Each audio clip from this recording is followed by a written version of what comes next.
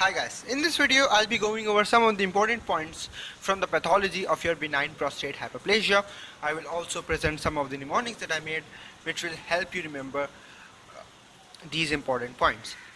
Now, what is benign prostate hyperplasia? It is basically the formation of your stromal and glandular nodules on your prostate gland. These nodules are common in men above the age of your 50. Now, what are the causes of the formation of these nodules? The causes is your DST and estrogen.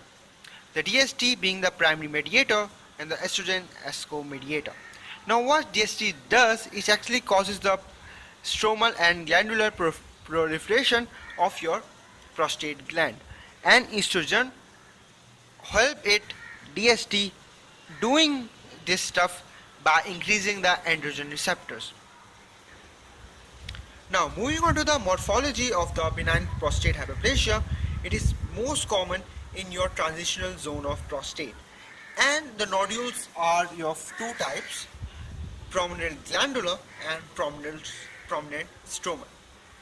Now, if the nodule is prominent glandular, it will be pink, soft, and has milky white exudate, and also no true capsule. Prominent stromal will also have no true capsule but will be grey, tough, and has no exudate. Now, moving forward to the clinical course of your benign prostate hyperplasia, you have to remember the mnemonic I made, that is did not hide. Now, D of the did stand for your dribbling, and the other D stand for your dysuria, or you can remember that the D of the did stand for your dribbling and dysuria.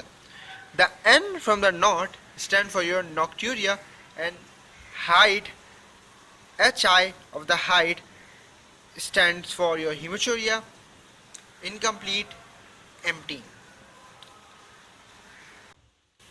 Now, talking about the complications of your benign prostate hyperplasia, you have to remember the BP of your benign prostate, and also add 32 to it, because it is important, because 3 is associated with your B and the 2 is associated with your P. Now, the B stand for your bilateral hydronephrosis, bladder hypertrophy, and bladder diverticulum, and the P stand for your post-renal azotemia and your prostatic infarcts. So that is it from this video.